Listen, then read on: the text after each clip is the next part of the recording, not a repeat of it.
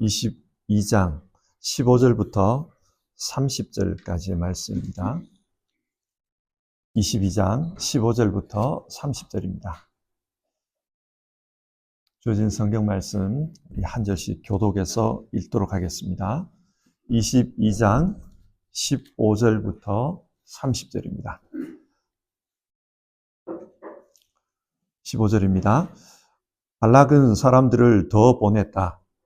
수도 늘리고 처음 갔던 이들보다 직위도 높은 사람들이었다.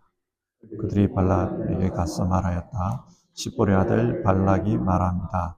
아무것도 그리키지 말고 나에게로 오시기 바랍니다. 내가 그대에게 아주 후하게 보답하겠고 또 그대가 나에게 말씀하시는 것이면 무엇이든지 하겠습니다. 꼭 오셔서 나에게 좋도록 저 백성에게 저주를 빌어 주시기를 바랍니다. 그러나 발람이 발락의 신하들에게 이렇게 대답하였다. 발락이 비록 그의 궁궐에 가득한 금과 은을 나에게 준다 해도 주 나의 하나님의 명을 어기고서는 크든 작든 아무 일도 할 수 없습니다. 그대들은 오늘 밤은 이곳에서 묵으십시오. 주님께서 나에게 무엇을 더 말씀하실지 알아보겠습니다. 그날 밤에 하나님이 발람에게 오셔서 말씀하셨다. 이 사람들이 너를 부르러 왔으니 너는 일어나 그들과 함께 가거라. 그러나 내가 너에게 하는 말만 하도록 하여라. 발람은 아침에 일어나 자기 나귀에 안장을 얹고 모압 고관들을 따라서 길을 나섰다. 그러나 그가 길을 나서는 것 때문에 하나님이 크게 노하셨다. 주님의 천사가 그의 대적자가 되어서 길에 서서 그의 두 종이 그와 함께 있었다. 나귀는 주님의 천사가 칼을 빼어 손에 들고 길에 선 것을 보고 길을 벗어나 밭으로 들어갔다. 발람은 나귀를 때려 다시 길로 들어서게 하였다. 그러자 주님의 천사가 이번에는 두 포도원 사이의 좁은 길을 막았었다. 길 이쪽에도 담이 있고 길 저쪽에도 담이 있었다. 나귀는 주님의 천사를 보자 이쪽 벽으로 몸을 바짝 붙여 발람의 발을 벽에 얽히게 하였다. 그러자 발람이 나귀를 한 대 더 때렸다. 그때에 주님의 천사가 앞으로 더 나아가 오른쪽으로도 왼쪽으로도 피할 수 없는 좁은 곳에 섰다. 나귀는 주님의 천사를 보고는 발람을 태운 채로 주저앉았다. 발람은 화가 나서 지팡이로 나귀를 때렸다. 그때에 주님께서 그 나귀의 입을 여시니 그 나귀가 발람에게 말하였다. 제가 주인 어른께 무슨 잘못을 하였기에 저를 이렇게 3번씩이나 때리십니까? 발람이 나귀에게 대답하였다. 너는 나를 놀림감으로 여기느냐? 내가 칼을 가지고 있었더라면 이 자리에서 너를 죽였을 것이다. 나귀가 발람에게 말하였다. 저야말로 오늘까지 어른께서 늘 타시던 어른의 나귀가 아닙니까? 제가 언제 이처럼 버릇없이 군 적이 있었습니까? 발람이 대답하였다. 없었다. 아멘. 민수기에는 두 번의 인구조사 기록이 나옵니다. 1장과 26장입니다. 여러분, 인구조사 기록을 보면 우리에게 별로 감동이 없어요. 그럼에도 불구하고 성경은 왜 이 인구조사 기록을 두 번에 걸쳐서 소개하고 있는 것일까요? 민수기의 내용은 이 인구조사를 중심으로 구분이 되고 있기 때문입니다. 1장부터 25장은 출애굽 1세대를 중심으로 한 광야 이야기고 26장부터 36장은 2세대를 중심으로 한 이야기입니다. 그러니까 지금 오늘 우리가 읽은 이 22장은 출애굽 1세대의 이야기입니다. 출애굽 1세대 광야 이야기 중에 11장부터 25장의 주제는 왜 출애굽 1세대가 약속의 땅에 들어가지 못했는가? 그 문제입니다. 약속의 땅에 들어가지 못한 이유를 일련의 사건들을 통해서 말하고 있습니다. 내부적인 불신앙의 문제도 있었고 외부적인 도전도 있었습니다. 특별히 22장부터 25장은 어떤 외부적인 도전이 있었는지에 대해서 말하고 있습니다. 어떤 외부적인 도전이 있었습니까? 발람의 저주 사건이 있었습니다. 모압 왕이 발람을 불러서 이스라엘을 저주하게 하려고 한 것입니다. 비록 이 사건은 실패로 끝났지만 나중에 바알 부올 사건과 연결이 됩니다. 그래서 이스라엘 백성들이 모압 평지에서 바알을 섬기다가 많은 사람이 죽게 되고 맙니다. 여러분, 성경이 무엇을 말하고 있습니까? 성경은 우리 인생을 광야 생활에 비유합니다. 그리고 그 광야에는 많은 어려움이 있다는 겁니다. 시험들이 있습니다. 신앙생활을 하면서 우리 내적인, 우리가 연약해서 겪는 그런 시험들도 있지만 외부로부터 오는 시험, 그런 어려움도 있다는 것입니다. 사탄은 믿는 자들을 넘어뜨리기 위해서는 내적인 것이든 외부적인 것이든 다양한 통로를 통해서 공격을 합니다. 자, 이럴 때 어떻게 해야 할까? 성경이 교훈하고자 하는 바는 바로 그것입니다. 우리는 항상 시험이 있다는 것을 알고 시험은 시험으로 대처해야 합니다. 그래야 광야 생활에서 승리할 수 있습니다. 이런 민수기 내용의 전체적인 맥락을 이해하고 오늘 본문이 주는 교훈에 우리가 한번 집중해 봅시다. 하나님께서 우리에게 은혜 주시기를 바랍니다. 오늘 본문에는 발람이라는 사람이 나옵니다. 이름이 좀 어렵죠. 발람 혹은 발락. 발락은 모압의 왕이고 발람은 예언자처럼 보이는 사람입니다. 그런데 이 사람이 어떤 사람인가? 기독교 역사를 보면은 이 발람을 하나님의 사람으로 이해하는 경우가 있습니다. 그렇게 이해하는 근거는 오늘 본문 18절을 보시면 이런 말씀이 나오기 때문입니다. 발람이 하는 말입니다. 발락이 비록 그의 궁궐에 가득한 금과 은을 나에게 준다 해도 주 나의 하나님의 명령을 어기고서는 크든 작든 아무 일도 할 수 없습니다. 발람이 지금 하나님을 주 나의 하나님이라고 부르고 있습니다. 하나님을 자기의 주인으로 고백을 합니다. 그리고 하나님의 명령에 따라서 살겠다고 합니다. 이 말씀에 근거해서 기독교 역사를 보면은 발람은 하나님의 사람이다, 예언자다, 그렇게 주장하는 이들이 있습니다. 그러나 성경을 전체적으로 보면 발람은 거짓 예언자이고 중동에 아주 유명했던 주술가에 불과합니다. 베드로 후서 2장 15절 16절에 이런 말씀이 나옵니다. 그들은 바른 길을 버리고, 여기서 그들은 이스라엘을 의미합니다. 그들은 바른 길을 버리고 그릇된 길로 갔습니다. 불의의 싹을 사랑한 불의의 아들 발람의 길을 따라간 것입니다. 그러나 발람은 자기의 범죄에 대하여 책망을 들었습니다. 이 말씀에 따르면 발람을 불의의 싹을 따라간 불의의 아들이라고 말합니다. 하나님의 사람이라고 말하지 않아요. 그리고 민수기 31장을 보면 이 저주 사건이 실패한 이후에 발람이 모압 왕에게 어떤 제안을 합니다. 그게 뭐냐면 이스라엘을 이렇게 한번 유혹해 보라는 거예요. 음란한 여인들을 통해서 이스라엘을 유혹하고 그렇게 하면은 이스라엘이 하나님을 떠날 것이다. 그런 제안을 했습니다. 그래서 이스라엘은 이 발람의 간궤에 빠져가지고 바알을 섬기게 됩니다. 이런 제안을 한 사람을 두고 하나님의 예언자다, 그렇게 말할 수는 없습니다. 이 사람은 돈을 받고 중동에서 신탁을 행하던 아주 유명한 주술가입니다. 자, 그러면 모압 왕은 이런 유명한 주술가를 왜 데려왔을까요? 민수기 21장 26절을 보면 이런 말씀이 나와요. 시혼은 모압의 이전 왕과 싸워 아르논에 이르기까지 그가 가지고 있던 땅을 모두 빼앗았던 왕이다. 시혼 왕은 아모리 사람의 왕입니다. 이 왕이 모압보다 더 강한 군사력을 가져서 모압의 땅을 빼앗았다는 거예요. 모압은 이 시온에게 패한 겁니다. 그런데 지금 모압 왕이 생각할 때 그렇게 강한 시온 왕도 이스라엘에게 패배했다는 겁니다. 모압 왕이 볼 때는 지금 군사적으로, 정치적으로 위기입니다.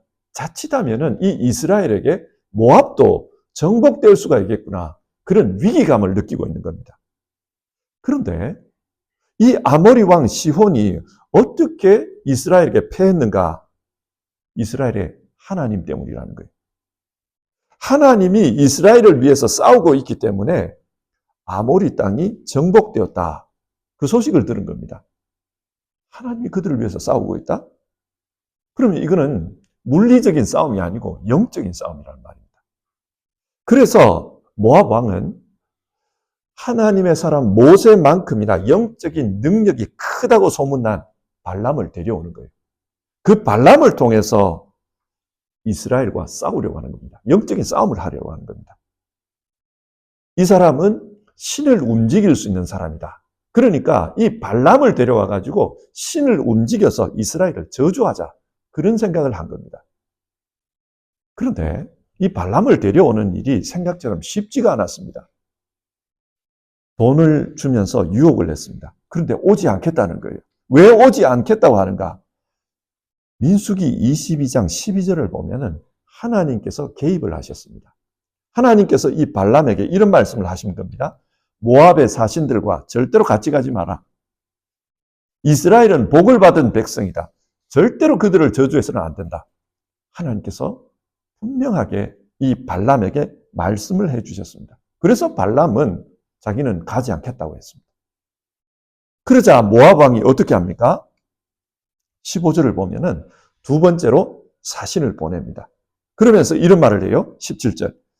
내가 그대에게 아주 후하게 보답하겠고 또 그대가 나에게 말씀하시는 것이면 무엇이든지 하겠습니다. 꼭 오셔서 나에게 좋도록 저 백성에게 저주를 빌어주시기를 바랍니다. 더 많은 돈을 주겠다고 합니다. 그러면서 오라고 해요. 상황은 많이 다릅니다만 오늘날로 가져와서 생각해 보면 이런 거예요. 러시아하고 우크라이나 전쟁이 터졌습니다. 그런데 미국이 전쟁에서 이제는 빠지겠다 그래요. 무기를 주지 않겠다고 그럽니다. 그러면서 하는 말이 무기 받으려면 광물질 다 내놔라. 그걸 요구를 해요. 줄다리기를 하죠. 그런데 시간이 지나면 지날수록 우크라이나 대통령은 불안할 수밖에 없습니다. 그래서 거래를 하면서 더 많은 걸 내놓을 수밖에 없어요. 지금 그 판국이에요. 발람이 안 오겠다고 하는 거예요. 그러자 모압 왕이 더 많은 걸 주겠습니다. 원하는 건 뭐든지 해주겠습니다. 그렇게 이야기를 하는 거예요. 그러나 하나님이 가지 말라고 했기 때문에 갈 수 없다. 이렇게 말을 해요. 하지만은 이 제안을 들으면서 발람은 흔들리고 있었습니다. 그래서 19절을 보면 이런 말을 해요. 그대들은 오늘 밤은 이곳에서 묵으십시오. 주님께서 나에게 무엇을 더 말씀하실지 알아보겠습니다. 하나님은 이미 명백하게 말했습니다. 가지 말라. 저주하지 말라. 그렇게 분명하게 말했지만 이 제안을 듣고 보니까 마음이 흔들리는 거예요. 혹시 하나님이 또 다른 말씀을 하시지는 않을까? 그래서 한번 하루만 더 있어보라. 이야기를 하는 거예요. 자, 이 상황이 이해가 되시죠? 어떤 책에서 읽은 이야기를 가지고 한번 설명을 해볼게요. 김승학이라는 그 장로님이세요. 뜰기나무라는 그 책을 쓴 분인데 이분은 직업이 한의사입니다. 그런데 한때 사우디아라비아에 가서 한의사로 활동을 했어요. 사우디아라비아의 왕실, 왕자들을 치료하는 그런 의사로 활동을 한 겁니다. 그러다가 그 왕자 중에 한 명이 아주 어려운 병에 걸렸는데 이분이 한의학으로 치료를 한 거예요. 그러자 그 왕자가 이 사람을 좋아하게 됩니다. 많이 의지하게 되었고 또 좋아하다 보니까 이런 제안을 했다고 그래요. 너는 오늘부터 내 아들이다. 내가 너를 양자로 삼겠다. 사우디 국적도 받을 수 있게 해주겠고 내게 있는 재산도 나누어 주겠다. 그런 제안을 한 거예요. 이분은 사우디에서 오랫동안 활동을 했기 때문에 왕자의 아들로 사는 게 어떤 건지를 잘 압니다. 마음이 어땠을까요? 쏠깃한 거예요. 비자 문제도 쉽게 해결이 되고 쏠깃합니다. 그런데 이분에게 문제가 되는 게 있었어요. 예수님을 믿는 그리스도인이라는 게 그게 문제였어요. 사우디 왕자의 아들이 되면은 이슬람 교인이 되어야 하고 이슬람 교인이 되면은 예수님을 부인해야 합니다. 그런데 자기는 예수님을 믿는 그리스도인입니다. 개종할 수 있느냐? 이게 마음에 걸렸던 거예요. 한동안 고민했다 그러더라고요. 하지만 자기 마음은 분명했다고 합니다. 주님을 부인하기는 어렵다. 그래서 왕자에게 거절을 했다 그래요.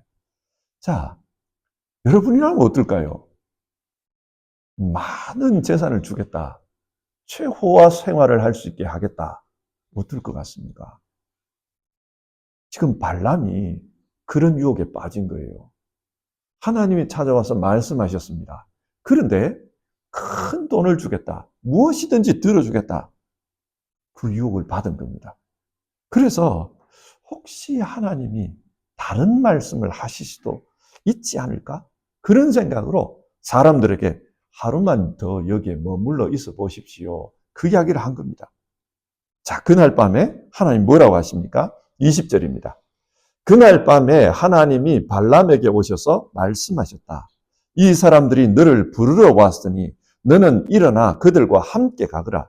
그러나 내가 너에게 하는 말만 하도록 하여라. 가도 좋다고 말씀한 거예요. 그래서 가려고 합니다. 그런데 성경 그 다음 부분을 읽다 보면 잘 이해가 안 돼요. 21절을 보면은 발람이 하나님께 들은 말대로 그 고관들과 함께 가요. 그런데 22절, 그러나 그가 길을 나서는 것 때문에 하나님이 크게 노하셨다. 주님의 천사가 그의 대적자가 되어서 길에 서서 가로막았다. 아니, 조금 전에 가도 좋다고 그랬잖아요. 그런데 왜 또 그 가는 사람을 막아서서 크게 노했다. 그렇게 말할까요? 이게 이해가 잘 안 됩니다. 글자로만 읽으면 이해가 안 돼요. 그러나 전체적인 분위기를 봐야 돼요. 성경이 뭘 말하는지를 잘 보십시오. 이걸 탕자의 비유를 가지고 한번 생각을 해봅시다. 탕자가 아버지한테 아버지, 내 몫을 내놓으십시오. 그 이야기를 합니다. 이스라엘에서 이거는 굉장히 무례한 겁니다. 부모가 살아있을 때 유산을 요구하는 것은 아주 나쁜 아들입니다. 굉장히 무례한 걸 요구를 했어요. 그러나 아버지는 이 아들의 성정을 압니다. 그리고 이 아들에게 이걸 주면은 어떻게 된다는 것도 압니다. 하지만 막무가내로 때를 쓰는 이 아들을 가로막을 길이 없다는 것도 아버지는 압니다. 그래서 그 아들에게 재산을 주었다고 해요. 알고 있습니다. 어떻게 될 거라는 거. 그런데 주었습니다. 지금 하나님도 마찬가지예요. 돈에 흔들리는 이 발람이 모압 사람들을 따라가면 무슨 짓을 할지 잘 압니다. 그래서 따라가더라도 이스라엘을 저주하면 어떻게 된다는 것을 미리 보여주는 겁니다. 그래서 하나님은 천사를 보낸 거예요. 천사를 보내가지고 어떻게 된다는 것을 분명하게 경고해 주십니다. 발람이 나귀를 타고 갔다 그래요. 그런데 그 나귀는 천사를 보았다. 성경이 그렇게 말해요. 여러분, 성경에서 나귀가 어떤 이미지입니까? 어떤 이미지의 동물입니까? 나귀는 아주 겸손하고 묵묵히 자기 일을 하는 그런 동물입니다. 어떻게 보면 좀 천한 동물이에요. 그런데 한편으로는 아주 어리석은 동물로 묘사되고 있습니다. 독일에서도 그렇잖아요. 에젤 그러면 그게 지혜로운 동물입니까? 그렇지 않잖아요. 바보 같은 동물이잖아요. 에젤, 어리석음의 상징입니다. 그런 어리석은 동물도 하나님의 천사를 보았다는 거예요. 그럼 이게 뭘 의미합니까? 바보 천지라도 이게 하나님의 뜻이다. 그걸 알 수 있다는 사실이에요. 그런데 이 발락은 어떻습니까? 신의 신탁을 받아서 천지를 분간한다는 이 발락은 어떻습니까? 보지를 못해요. 그래서 나귀가 어떻게 행동하는가? 우선은 이 칼을 들고 서 있는 천사를 보고 무서워서 밭으로 들어가 버렸다. 길을 벗어나서 밭으로 들어가 버렸다. 그러자 발람이 어떻게 합니까? 나귀를 때립니다. 때려가지고 다시 길로 끌고 와요. 길로 끌고 왔는데 길 한복판에 천사가 서 있는 걸 보고 나귀가 이번에는 벽으로 바짝 붙어가지고 그 나귀를 타고 있는 한쪽 다리가, 발람의 한쪽 다리가 벽에 끊겼다고 해요. 그러자 화가 나가지고 또 나귀를 때립니다. 세 번째는 이 나귀가 어쩔 수 없어서 발람을 태운 채로 길바닥에 주저앉았다고 그래요. 가지 못하겠다는 거죠. 그러자 또 발람이 지팡이를 들고 와서 나귀를 때렸다고 합니다. 어리석은 동물도 하나님의 뜻을 분간하고 있는데 이 발람은 신의 뜻을 잃는다는 이 발람은 영적으로 눈이 어두워서 그것을 보지 못한다는 거예요. 그런데 누가 이 발람을 살린 겁니까? 어리석은 나귀가 살린 거예요. 하나님은 이 발람이 어리석은 나귀보다 못하다는 것을 성경을 통해 간접적으로 보여줍니다. 그렇게 보여줘도 깨닫지를 못하자 이제는 나귀의 입을 열어서 말하게 합니다. 28절인데요. 제가 주인 어른께 무슨 잘못을 하였기에 저를 이렇게 3번씩이나 때리십니까? 만약에 우리가 그 자리에 있었다고 생각합시다. 우리가 그 자리에 있는데 나귀가 사람 말을 해요. 그러면 여러분 첫 번째로 어떤 반응을 보일 것 같아요?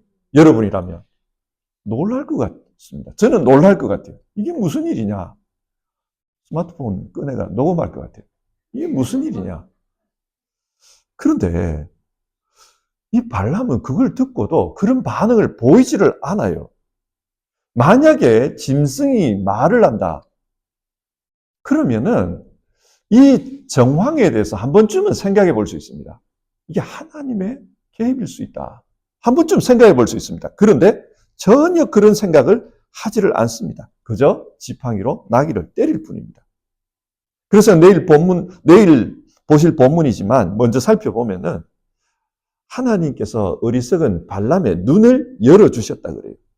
그러자 자기 눈앞에 칼을 들고 서 있는 주님의 천사가 보였습니다.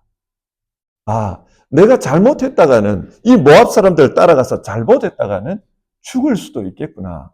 그걸 그제서야 깨닫는다는 겁니다. 자, 여러분. 성경이 이 사건을 통해 우리에게 무엇을 말해줍니까? 사탄의 유혹은 이슬비에 몸이 젖는 것처럼 그렇게 다가옵니다. 그래서 우리도 모르게 시험에 들고 유혹에 쏠리는 경우가 있습니다. 이 유혹이 어떤 식으로 작동을 합니까? 우리의 약한 부분을 건드려요. 많은 경우 사람의 욕심과 욕망을 자극합니다. 야고보서 1장 14절과 15절에 나오는 말씀입니다. 사람이 시험을 당하는 것은 각각 자기의 욕심에 이끌려서 꾀임에 빠지기 때문입니다. 욕심이 잉태하면 죄를 낳고 죄가 자라면 죽음을 낳습니다. 욕심이 우리 마음에 들어오면 그 욕심이 점점 우리를 포섭해 갑니다. 씨앗이 땅바닥에 떨어지면 싹이 나고 그 싹이 자라서 줄기가 나고 거기서 열매가 맺히듯이 우리 마음밭에 그 욕심의 씨앗이 자라서 열매를 맺어버린다는 겁니다. 자, 이렇게 욕심이 우리를 유혹하고 꿰일 때 이때 우리는 어떻게 해야 되는가? 야고보서는 이렇게 말합니다. 4장 7절에 나오는 말씀인데요. 하나님께 복종하고 악마를 물리치십시오. 그리하면 악마는 달아날 것입니다. 하나님께 복종하는 게 이기는 방법이라는 겁니다. 유혹을 이기고 악마를 물리치는 방법은 하나님께 복종하는 길이다. 하나님께 복종해야 된다. 복종한다는 말은 하나님을 높이고 그 뜻에 순종한다는 뜻이죠. 이렇게 하나님께 복종하기 위해서는 해야 될 게 있습니다. 먼저 해야 될 게 있습니다. 그게 뭐냐? 야고보서 4장 8절을 보면 하나님께로 가까이 가십시오. 그리하면 하나님께서 가까이 오실 것입니다. 우리가 유혹을 이기는 방법은, 사탄을 이기는 방법은 하나님께로 가까이 가는 겁니다.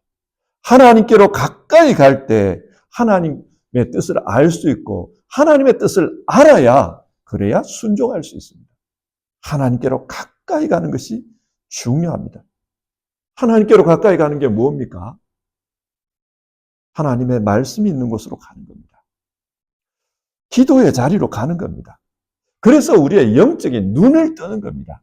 그게 하나님께로 가까이 가는 겁니다. 하나님의 음성을 분별할 수 있어야 되고 하나님의 역사를 볼 수 있어야 됩니다. 그게 하나님께 가까이 가는 겁니다. 하나님께 가까이 가는 일에 실패하면은 오늘 발람처럼 영적인 눈이 어두워집니다. 귀가 어두워집니다. 그래서 어리석은 짐승도, 천지에 어리석다라는 사람도 다 파악하는 것을, 보는 것을 그 사람은 알지를 못해요. 다른 사람은 다 아는데, 저 사람이 왜 저렇다는 걸 다 아는데 자기만 모르는 겁니다. 영적으로 어리석음에 빠진 겁니다. 성도 여러분, 오늘 성경은 우리에게 외부적인 시험, 사탄의 공격이 있을 때 어떻게 해야 하는가, 그것을 우리에게 교훈해 줍니다. 하나님께 가까이 가라는 거예요. 하나님께 가까이 가야 영적인 귀가 열리고 하나님의 음성이 분별이 되고 그리고 하나님의 역사를 볼 수 있다는 겁니다. 오늘 우리 모두에게 하나님께서 이런 은혜를 주셨으면 좋겠습니다. 하나님께 가까이 나아가서 예배하는 우리에게 하나님께서 영적인 귀를, 영적인 눈을 열어주시기를 바랍니다. 말씀을 맺겠습니다. 아버지를 떠난 탕자의 경우를 다시 한번 생각해 봅시다. 탕자는 아버지를 떠난 다음에 자기 삶에서 실패를 경험합니다. 그리고 고난을 겪습니다. 근데 여러분, 이 실패와 고난이 그 탕자가 삶을 돌이키는 계기가 되었습니다. 오늘 이 사건을 가지고 이야기를 하면 탕자의 삶에서 실패와 고난은 하나님께서 보내주신 나귀였습니다. 그래서 그 탕자로 하여금 눈이 뜨여지고 귀가 열리도록 해주신 것입니다. 만약 우리 삶 속에도 혹시라도 이런 어려움이 있다면 그 어려움 때문에 한탄하거나 원망하기 전에 우선적으로 한번 돌아보는 시간을 가졌으면 좋겠습니다. 하나님께서 이 어려움을 통해 나에게 어떤 것을 듣게 하려고 하시는 건가? 내게 어떤 것을 보게 하시려고 하시는 건가? 우리가 그것을 생각했으면 좋겠습니다. 하나님은 우리 가까이 계십니다. 우리가 하나님께 가까이 달려가면은 하나님은 우리 가까이 계심을 나타내십니다. 그래서 오늘 우리가 기도하고 찬송하면서 하나님께로 우리의 마음이 달려갔으면 좋겠습니다. 그리고 하나님께서 우리에게 주시는 그런 음성들을 듣고 또 역사를 깨닫는 눈이 열리기를 바랍니다. 435장 우리